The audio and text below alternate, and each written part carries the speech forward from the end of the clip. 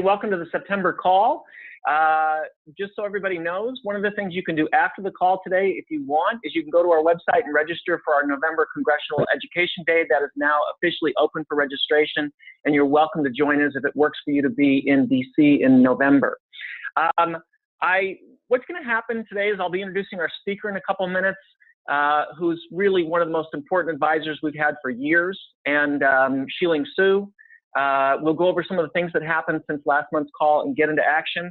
I do want to say, for the people in Houston, in Florida, in the Northwest where all the fires are, people in India, obviously we feel for you. And I think for, a group of people who I know deal with this issue with a just enormous sense of urgency, it's certainly gotten to be really even more dramatic for all of us. And I just appreciate everything everybody's doing to try and actually get something done, so we can hope that we don't have the continuation of more extreme weather-related events. We know that scientists for years have told us we would see an increase in the frequency and severity of weather-related events, and we are certainly seeing that that is in fact the case.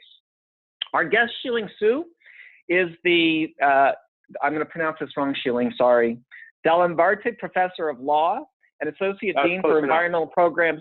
That's close enough? Okay, good, thanks. At Florida State University College of Law. Shi-Ling has been one of the most important advisors to this organization for years. In 2011, he wrote this book, which is called The Case for a Carbon Tax. I believe it is by far the best book on carbon pricing, and that every chapter should have one. The reason that I believe his book is the best and most important book on carbon pricing is there's a lot of academics who've written similar books, but they write them for academics. For someone like me that had no background in carbon pricing, that had no background in economics, I was able to learn so much important information because of the book. So it's The Case for a Carbon Tax. Again, I recommend every chapter have one and that you pass it around. And we're so thrilled. It's been 5 years since Shi-Ling's been on the call. It's been 4 years since he's been a keynote at our international conference.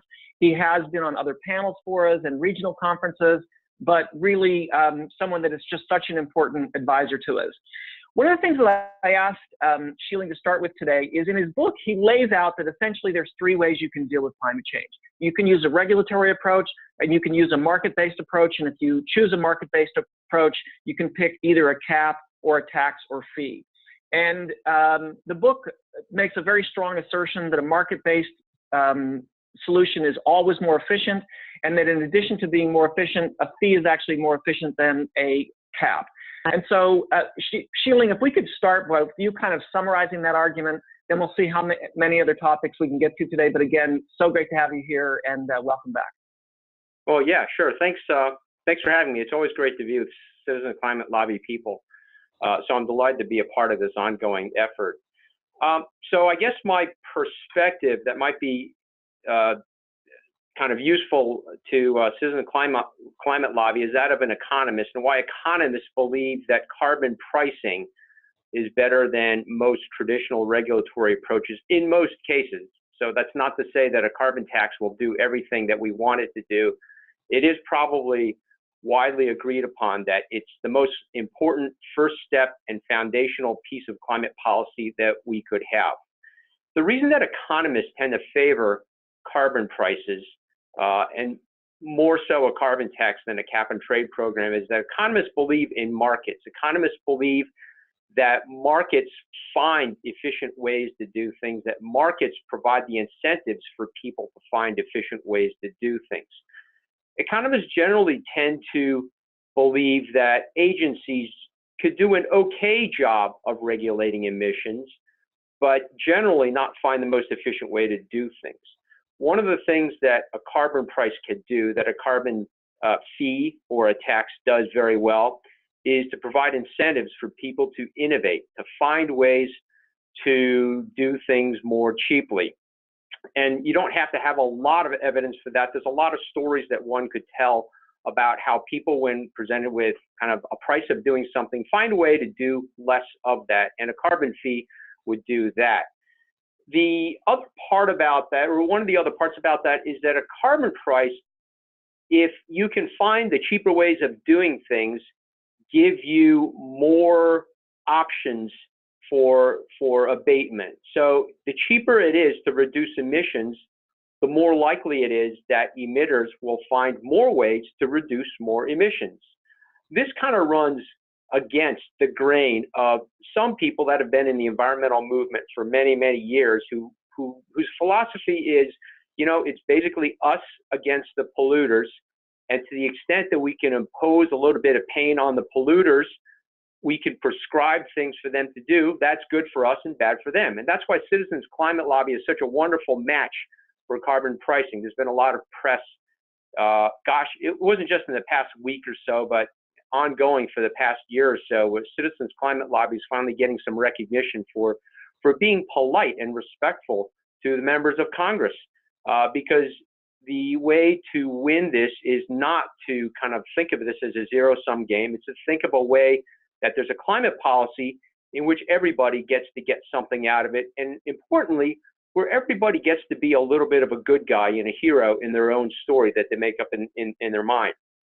So to the extent that you can find a policy where emitters and polluters get to be heroes, because with a carbon price, they get to figure out how to save themselves a little bit of money and get more emissions out of it as well, that's a win-win situation. And the reason why this is so important, why this works, why this really does work better than a regulatory approach, is that if you think about who has control over emissions, it's all of us. It's not just a few polluters.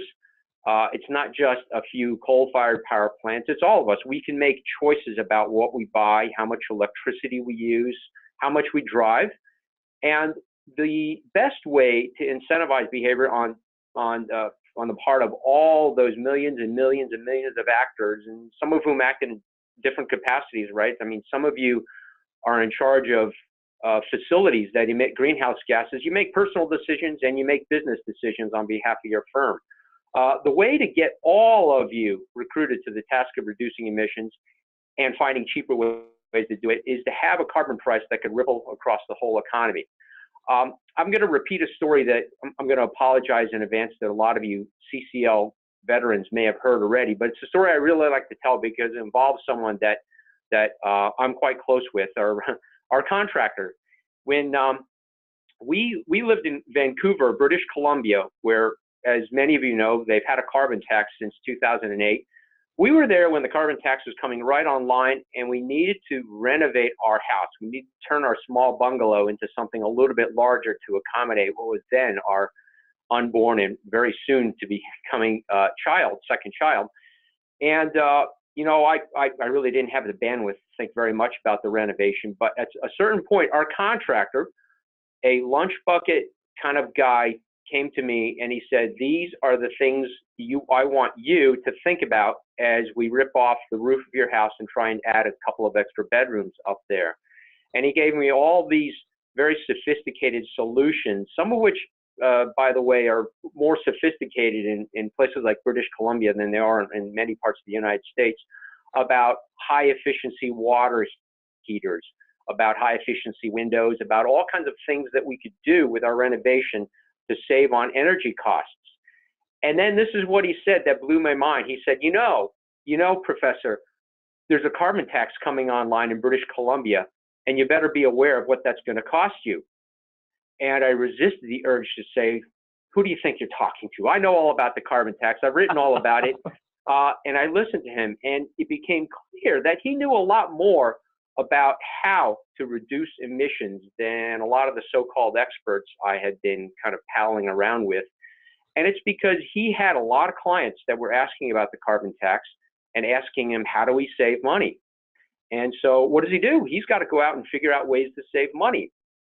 That's one of those millions and millions and millions of latent entrepreneurs we're looking for, that a carbon tax has a way of bringing forth. So I guess the upshot of why economists believe in carbon pricing is just that. If we could get something that works a little bit more broadly than traditional forms of regulation, then we have all these different people that have more of an opportunity to reduce emissions and to find cheaper ways to reduce emissions. So anyway, I think I probably I could probably leave it at that. Now, Mark, would you like me to kind of go and talk about the fee and dividend thing, or would you like to kind of tee off some other topic for me to well, I would like to get into the fee and dividend thing because, you know, a lot of people on this call have read a lot of what economists have written, and that, you know, some economists say that some type of tax swap would be more efficient to the economy. We've never been interested in what's most efficient. We've been interested in what makes it obvious to people that their costs are being mitigated. And as Secretary Schultz says, when a problem's this big, you do the most honest, most transparent, hardest to rig, and that's why you should do the dividend. But nevertheless, the last time we spoke, I think you said you thought there were some flaws in the thinking behind saying that a tax swap would be more efficient, and if you could say something about that. Yeah, well, I do think that it would behoove Citizens Climate Lobby to take those arguments very seriously, if for no other reason than to offer a sophisticated response for what to say when someone says we really ought to reduce corporate income taxes or personal income taxes. The economic conventional wisdom is this, that if we have an extra dollar in the federal government floating around, so, you know, you'll need to suspend your belief a bit, but it would be better to use that dollar to incentivize people to invest. And the way to do that is to reduce corporate income taxes or to reduce something like capital gains taxes. And the reason for that is that if you kind of look around, we believe, economists do, that there are two basic inputs to production, capital and labor. That's kind of this in its simplest form. If you look around, there are a lot of workers around. If you look at developing countries and ask why aren't they thriving, it's usually not because they don't have enough labor. It's usually because the capital isn't there. So expanding on that a little bit, if you think about what to do with an extra dollar, generally economists think, make that dollar create a job, all right? Mm-hmm. Now, these models are very important. They can identify trade-offs, and we should take that trade-off very seriously. They don't always predict very well. And I'll talk about what some of the limitations of those kinds of models are. But you know, I'm sitting here in Tallahassee, Florida, and I could tell you I'm paying a lot of attention to the meteorological models that are telling us what the likely path of Irma is. And there's a lot we don't know about what Irma is going to do. In my view, those meteorological models are actually much more accurate than economic models. I may get a little bit of grief from my colleagues from that, but I think that's true. And for people that are accustomed to complaining about the accuracy of weather forecasts, that suggests this is kind of a low bar. But anyways, this is what I think economic models don't know. That's not to say, and I'm not saying I believe this, is that they're wrong, but I think there are things we don't know. And one of the things we don't know at this point is what happens if you give a dollar instead of to a corporation or somebody else that might invest it in capital, just give it to a family like the fee and dividend proposal does. The assumption that most models will make, most economic models make, is that whenever you give any amount of money to a person, it makes that person less likely to work and to produce. And if that's the case, then there is always going to be a cost to giving it to a person as opposed to someone who might invest in capital. This is where there is a fair amount of talk about job creators. I think this is where, you know, some people say we should give it to job creators. It's not just made up gobbledygook, but it might not be accurate. And the reason why it's on both sides of it. First of all, we might give it to corporations and potential investors, but there's a fair amount of money sitting on the sidelines right now. That's been the case ever since the financial crisis of 2008, 2009. There's still a fair amount of money on the sidelines. So if we give them money, it might not necessarily make it back into the economy. So that's one side. On the other side, what I don't think we know very well is what happens if you give it to a person. Now, we kind of have an idea that that person would spend the money and that money would get recycled through the economy. But does it? Does it really cause a person to want to work less? And I think what we could say from the Citizens Climate Lobby perspective is that we don't really know that, and we have a lot of reason to suspect that money might be better placed in the hands of an ordinary family for them to spend than it would be to give it to a corporation for them to invest. There's obviously kind of a political appeal to that, right? But I think what would be useful is if Citizens Climate Lobby could have another arrow in its quiver to say, well, in terms of efficiency, I think we might want to be a little bit more reserved about buying into the economic conventional wisdom, which I want to emphasize a lot of very credible, serious economists still believe is the case, that money is better spent on capital than it is than giving it to people. So I think that's where that would be the message that I think I want to say about fee and dividend versus tax swap. I would just want to kind of say that there's a way of pushing back against it without necessarily kind of going at it from the standpoint that, and this is what Citizens Climate Lobby is good at, is not necessarily imposing a point of view over other points of view. So. Great, thank you for that. Some of the things that came in a lot in advance of the call is your view on where a price needs to get. We've always believed in a steadily rising price, and I think British Columbia is a good example of how that would be better if it was continued to rise over time. But what do you believe is the price point at which we begin to see change throughout the entire economic system? I don't really know, and I think it's very hard to predict. I was recently asked to write a chapter on carbon pricing generally, and the editors really wanted me to say how much is this going to buy us, and I really kind of had to fight off the urge to say something because it's hard to know. There's just a lot of things we don't know about what a carbon price can do. We just don't know how much innovation is going to come forth. We don't know how people are going to adjust in the long term. We don't even know what the long term is because we don't know if people are going to look at a carbon price and say that's staying around forever, or if they're going to look at it and say, I'm going to ride this out.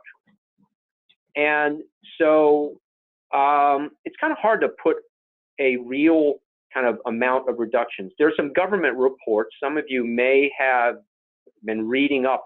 Some of you kind of have read about the REMI study. The REMI studies that Citizens Climate Lobby has commissioned. And, they're fine as far as they go. But what I think the important thing to emphasize is that those figures, they're kind of good starting points for how much emissions we're going to get. The thing that I've always kind of tried to say is that this is a starting point. We probably will get more emissions than most economists and most models think we'll get, right? We'd probably be moving into uncharted territory with a carbon fee of the kind of level that we've been talking about at Citizens Climate Lobby and what other economists and policymakers and members of Congress, just a few of them, have been talking about, because we've never done anything like this before and we don't know how many emissions. The reason why we might get a little bit more than we expect is that there are all kinds of things. Again, going back to my theme is that economic models are really important in identifying trade-offs, but sometimes they're not so good at predicting exactly what's going to happen. And one of the things that I think they don't predict as well about what's going to happen is how many emissions reductions we're going to get. And I'll give you an example of that.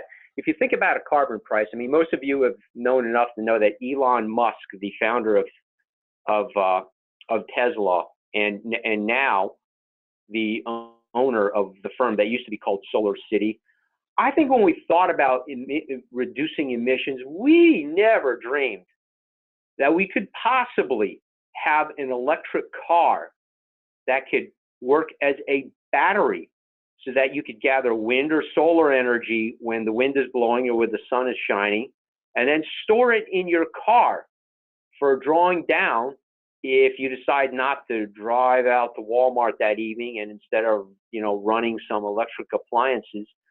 That's just something that came out of nowhere. And one of the reasons that carbon pricing really might work better than we expect. And one of the reasons why it's kind of hard to know if that vision could actually be achieved. There are going to be some regulatory and legal hurdles, obstacles, and barriers that have to get out of the way before something like that works. But why it's kind of hard to know what the emissions reductions are going to be. I think most people talk about, a fee in the range of $25 to $40. And, that is a great start. Will it get us to kind of, certain targets of 80% by 2050? Will it help us meet our Paris commitments? The best answer I could provide is probably. But we definitely know that it'll do a lot of good, and probably the most important thing you could do for a first step. That you probably won't get there.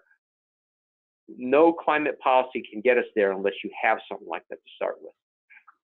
Okay, good. One of the questions that came in a lot also was, what do we tell people in the agriculture industry? Because we assume that most businesses, if they have increased costs, they might be able to pass that through to their customer. But in ag, lots of times what they sell for is what the Midwest commodity market dictate to them. So what can we tell to people who are in the agriculture industry about how this policy can help them? Well, I've gotten this question in the past, and I've tried my best to answer it, but I'm afraid my agricultural expertise could use a little bit of sharpening up. Here are some opportunities for agriculture as a business. There are a number of very low-cost ways to reduce your emissions. Kind of the use of fertilizer, I think, is a big unknown. The use of very, very fossil fuel-heavy fertilizer is an input. It might be a tiny bit more expensive to kind of grow your crops in a way that's less fertilizer intensive, but that would be one opportunity for reducing a carbon tax, your carbon tax bill if you're a farmer. Another thing is that with a carbon fee, it's quite likely that you will have other opportunities to generate electricity. We see a lot of windmills in the upper Midwest, in the Great Plains, just because the wind resources are so great. A carbon fee might further incentivize the generation of renewable electricity, and that presents an opportunity for farmers. There are no-till ways of farming that could reduce the carbon footprint, and it could be that is something that a carbon fee and dividend approach might help farmers achieve a little bit better. And then there's kind of the dividend itself. That is something that, as one Citizens Climate Lobby volunteer reminded me, that's something that goes to a family.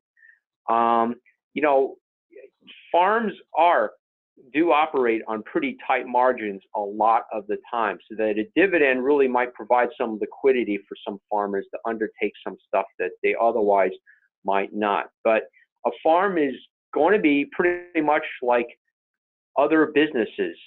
There are going to be opportunities to reduce your carbon tax bill, and the hope is, given how ingenious farmers have been in running their businesses for centuries, the hope is that they'll find those opportunities in ways that, the rest of us haven't really thought of yet. Great. Okay. Well, and then one of the things that this came in from some of our Canadians, you used to live in British Columbia. It usually seems like you keep a pretty good pulse on what's happening in Canada. Mr. Trudeau announced that he wanted to have a uniform carbon price throughout all of Canada, with each province being able to determine whether that's a cap or a tax or whatever they're doing. How optimistic are you for Mr. Trudeau being able to pull that off? Is there a Saskatchewan chapter out there, a Citizens Climate Lobby? Because that's the problem. Sorry to put it all on all of you, but I'm optimistic it'll happen. in the end, the most powerful and the most populous provinces are for it. You know, Canadians being Canadians are not going to kind of shove that down the throats of those provinces that are kind of less enthusiastic about it. But I think over time, there's going to be a lot of consensus in Canada, even among those pockets of resistance, that a nationally uniform carbon price is going to be the way to go.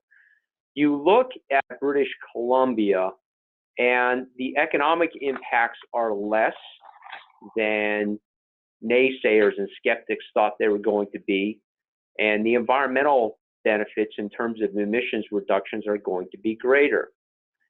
And I think it is going to be just a matter of time for the what little is left of the resistance to carbon pricing in Canada just goes away. You just have to, I think, you know, if you're impatient, and when I lived in Canada, this was a source of impatience of thinking, why don't we just go ahead and do it already? And I think there's going to be a process in Canada in which a national uniform price gets phased in. And I'm optimistic that it'll be something more like a carbon tax than a cap and trade. It's going to be a little bit complicated because it looks like Quebec has already integrated itself with California's cap and trade program. Mm-hmm. As far as I know, it kind of looks like the province of Ontario is headed that way too. So there's going to be a little bit of adjustment there to try and create a carbon fee and have it replace or somehow supplement a cap and trade program.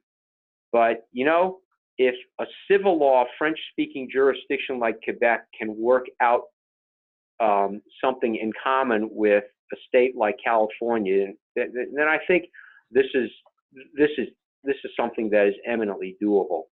I'm very optimistic that the new prime minister has found a voice in this arena, and that he seems to have many followers when he talks about this. Yeah, great. Well, Shi-Ling, you know, half of our organization is new every year, and so I'm sure that for a lot of them, this was their first introduction to you, and I'm so delighted that they could get a chance to see and hear why you've been such an important advisor to the organization. You know, we have passed out hundreds and hundreds of copies of your book. I do hope that every chapter gets one. You know, thank you for making yourself available again. You're welcome to stay on for the next 10 minutes of the call if you like, but I know you have young kids and it is a Saturday, so whether you're able to stay on or you're going back to your family, great. And again, thank you so much.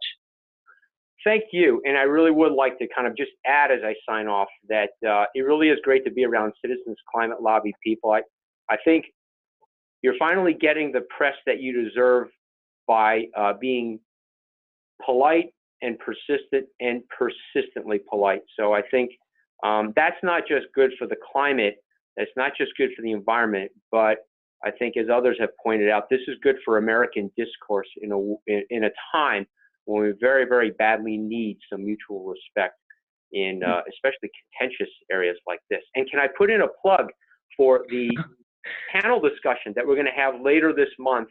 I believe Mark can or already has made available a link to a conference we're having on the psychology of climate change here at Florida State University. It involves some friends of Citizens Climate Lobby and some social psychologists that will be talking about why people believe what they believe about climate change. I really, truly invite all of you to join in. It's something that might help you think about those people that still might disagree about the need to address climate change as you approach them and in the halls of Congress. So thank you very much for having me. Thank you, Shi-Ling. All right, we're going to go over a couple of things that happened since last month's call, and then go over what we're going to be doing in the U.S. and Canada. First of all, we had 80 meetings with congressional either members or their staff in the month of August. That's the most meetings we've ever had with congressional offices in August. So for everybody who you know, they accepted an office because you knew they were going to be back in district, congratulations. That's just great work. Again, it's the most meetings during the month of August we've ever had. So thank you all for reaching out. I know not every office was able to accommodate your request, but for everybody who did, congratulations. Also, 315 letters to the editor. You know, Steve Balk has been training us for years that we have the best opportunity to get published when when we're responding to something the newspaper says is news. We've probably never had a better time than now. So that should continue for quite some time now. More and more newspapers are connecting the dots. So in addition to a great letter to the editor opportunity, this is a really good time to ask for editorial board meetings, and we will be sending an updated editorial packet out later next week. So a great time to take the opportunity to ask your paper to meet with the editorial staff again. We also had our first ever op-ed in Spanish. So for Karina, who submitted that, for Tammy, who translated it from English, congratulations getting that in Hoy Dallas, or as all you gringos would say, Hoy Dallas. Anyway, it's really exciting to have our first Spanish-speaking publication. Also on the international side, some of you know that Kathy Orlando, who's been our general manager for Canada for a long time, is now taking a broader accountability in the organization, is now going to be working with countries throughout the world, being able to take what she learned in developing countries to help build our efforts throughout the world. She's been at the IPCC conference in Montreal all week. Joe's been at the continuation of some of the UN meetings in Morocco, in addition to continuing the process of including more citizens in the process of how the UN deals with things. He actually started our first chapter in Morocco also. We had 77 endorsements this month, 7 of which were from municipalities. So there is enormous momentum in all of you actually convincing cities to write resolutions to be in support of carbon fee and dividend.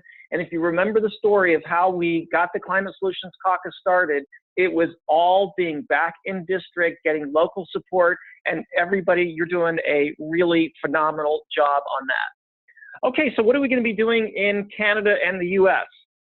First of all, in Canada, we're going to continue to work on our open letter from businesses and environmental groups, and also the international conference is coming up in Ottawa, so a lot of work to support that. In terms of the US, so the first action is to get ready for Congressional Education Day. So as I said at the start of the call, you could actually go to our website and register for our November Congressional Education Day, which I think is one of the coolest things that happens every year. Because I don't know anybody else who can go to Congress in June, have over 500 meetings, and then come back and say, here's where you are as an organization, as an entity, in terms of dealing with climate change, and here's how that contrasts to previous years. So for instance, last year, one issue that emerged as a top 5 issue for the first time was how carbon fee and dividend impacted poor people. And what was also really interesting is that was raised more by Republican offices than Democratic offices. I think it provides encouragement to Democrats that something can get done when we see improvement on both sides of the aisle, and for Republicans that there's a lot more Republicans that want to move forward than the conventional wisdom said because of what they tell us behind closed doors.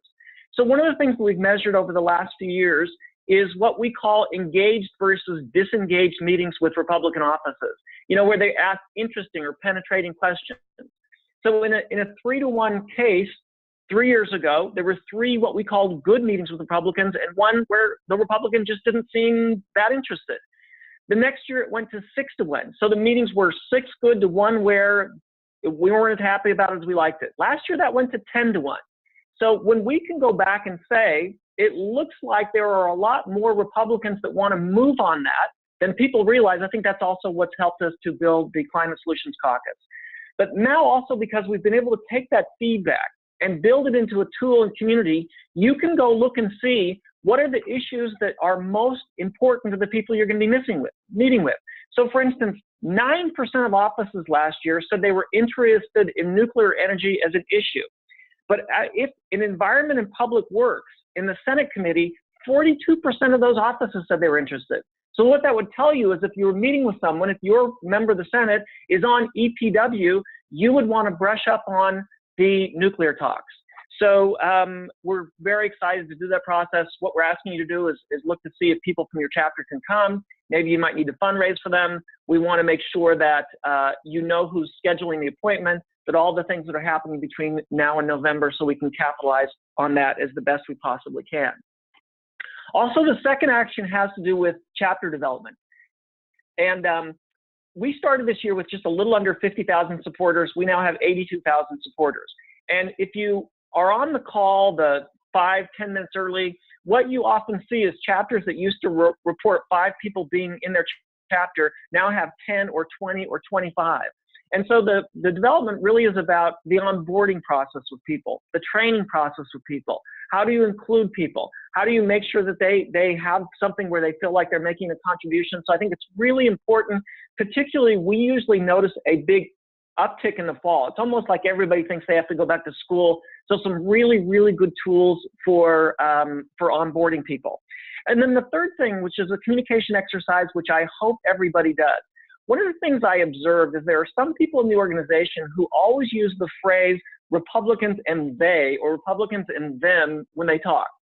And if you are they or them, you're clearly not us, right? So the language is really designed to be more inclusive in working with people. So I'm hoping you do all 3 actions, see how you can support Congressional Education Day. It's one of my favorite things of the year, and particularly this time of year when things are really rough for Congress, for us to go back to them and say, we want to give you this little present. We got this snapshot. We can show you where you are and how you've progressed in dealing with this issue, chapter development, and then the communication exercise. Okay, last thing. So one of the things that's kind of fun about having our office in San Diego is we're about 20 minutes from Scripps Institution of Oceanography. So a lot of the most important, prestigious scientists in the world on our issue work 20 minutes away from us. And so our local papers pick up news on them. And one of those was 2 weeks ago, Walter Munk, a Scripps scientist, turned 100. Walter Munk turned 100.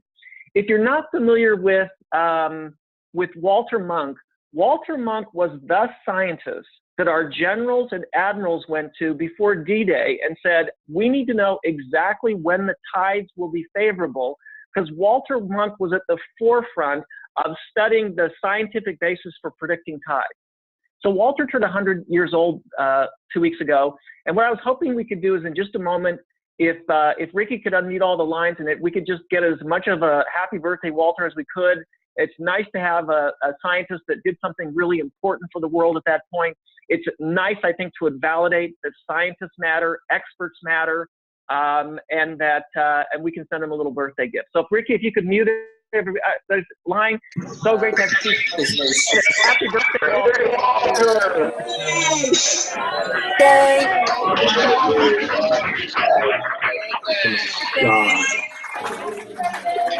Birthday, Walter. Thank